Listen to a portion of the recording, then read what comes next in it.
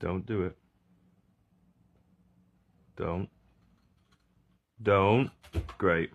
Okay, I'm gonna learn a little party trick. Grab these bottles, like you're grabbing 2 liquor bottles from the well.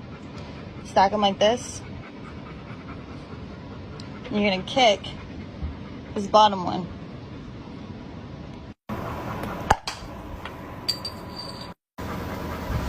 Yeah! This is one of the largest species of bats in the world, also known as Pteropus vampirus. It looks a bit like a fox and primarily eats fruit, and they are mostly found in Southeast Asia.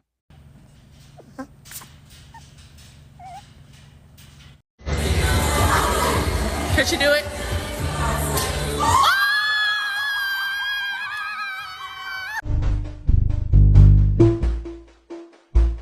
This is how you can make cool sounds, just using your hands. Put your hands like this, your fingers like this. Stick your finger in like this. Okay. Then put it up against your cheek and flick out.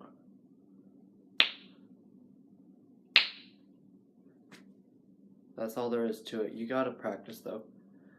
1, 2. Woo! I don't know where it went. That's how. Oh!